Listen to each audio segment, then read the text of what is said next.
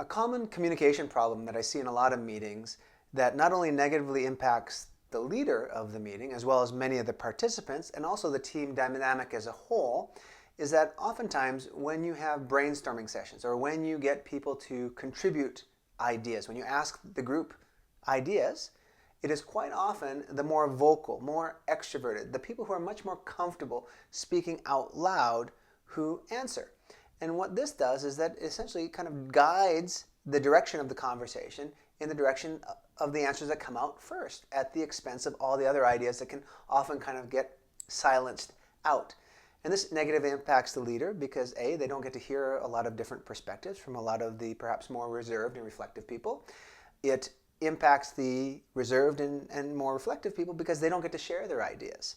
And then ultimately impacts the team as a whole because you miss out on a lot of potentially great ideas that can perhaps enhance productivity and efficiency with the group and make everybody's lives better. And so here I want to share with you kind of 3 ways that you can avert a lot of this, not only from the perspective of the leader, but also from the perspective of some of the reserved and more quieter members of any group.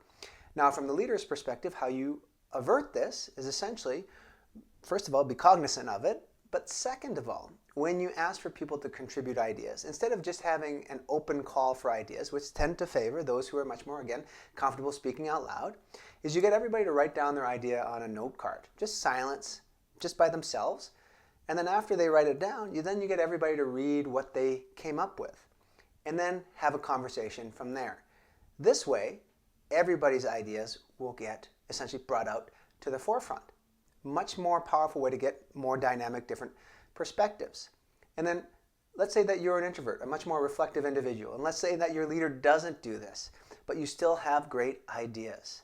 It would be a shame if your ideas never get heard, because if your ideas never get heard, you often get overlooked and you can miss out on you may miss out on the opportunities for advancement, promotion, or great work opportunities.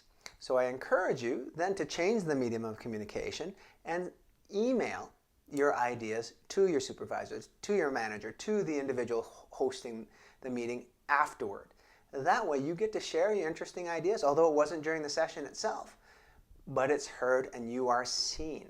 And that's a powerful way to ensure that even though you may not be speaking up at the meetings, your voice is heard. Good luck.